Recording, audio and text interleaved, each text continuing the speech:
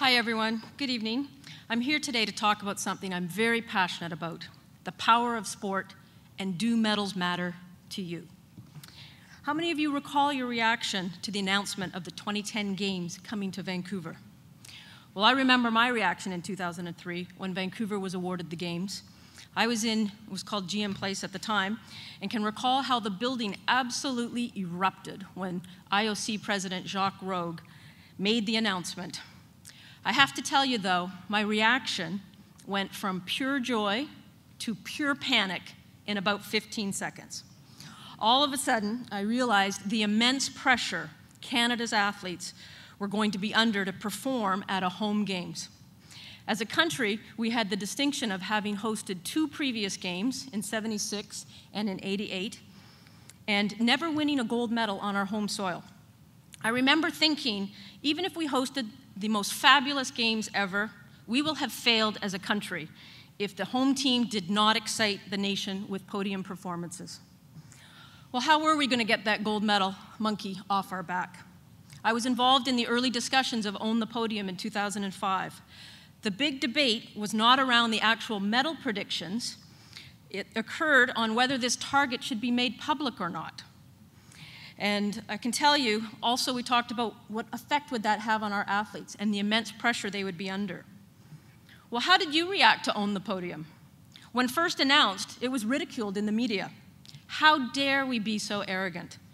What was your reaction to this bold statement by Canada? Were you excited about the concept of owning the podium? Or were you a little embarrassed by the audacity of us stating this publicly? In the end, it was decided to go public, and we stated the goal that Canada would win 35 medals. That was the prediction it would take to finish first at home. Does anyone remember how many medals Canada won? Anyone? Anyone? No? Well, I know. We won 26 medals, and none more important than the last one. Who can forget the golden goal by Sid the Kid? Okay, it broke the record for the most gold medals, 14 ever, in the history of the Winter Games. In the end, the US finished first with 37 medals, 9 gold, followed closely by Germany with 30 medals, 10 gold, and Canada finished third with 26 medals, but 14 precious gold medals. So yes, we were on the podium with total medals. However, we owned the gold medal podium. So my organization, Canadian Sports Centre Pacific, our mandate is to help Canada win medals. Think of us as the pit crew, the team behind the team. Pre-games, our team was preoccupied, with all the science and what's it going to take for that extra inch to get that medal, and making sure our athletes were prepared to perform on demand on the day that it mattered the most. But upon reflection of the Games, I was asked, wow, Wendy, what was your favorite performance? And I thought, you know what? When I think about it, I can't actually recall one performance that really stood out for me. What stood out for me was the fact that these performances did something much bigger. They changed our nation forever. All of a sudden, it felt good to be Canadian. Everyone was wearing the red and white. The city of Vancouver was a sea of this red and white. The pride was obvious. We can compete with the world and be the best. The city, people from all cultures and backgrounds came together in the communities to watch Canada perform at home. Athletes inspire everyday people. While not everyone's on the fast track to the Olympics, we sure felt great pride watching our athletes compete for Canada. John Furlong had a quote at the closing ceremonies that really resonated with me. He said, "Take a moment to reflect on the Canada that was and the Canada that now is." The experience of the Games changed Canada forever, and I believe for the better. Sport is a difference maker for a number of critical social issues. It's an investment, not an expense. It's no secret that right now here in Canada, 26% of our children are either overweight or obese. For the first time in history, this generation of children has a life expectancy that is shorter than that of their parents. This is a crisis, one that cannot be ignored. Health and wellness advocates are encouraging kids to get 30 to 60 minutes of daily activity in.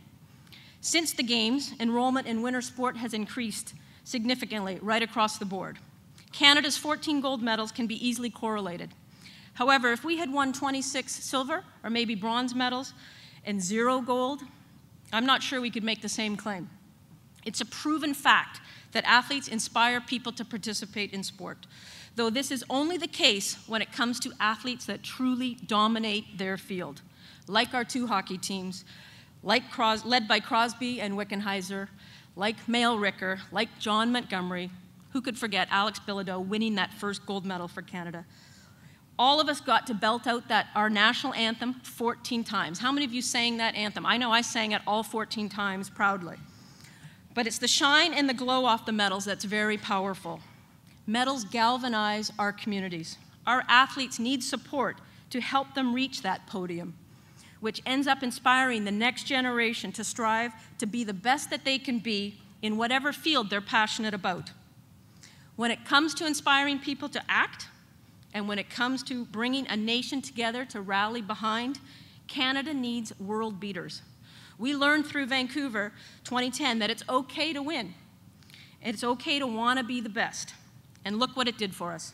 We are forever changed. Sport is just one vehicle through which we can pursue excellence in our lives.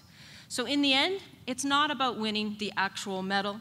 It's about the shine and the glow off that medal and how it impacts and inspires Canadians to dream big and be the best we can be. And each of us can and will make a difference in our society. So I hope after hearing this, you're in agreement with me that medals do matter. Thank you.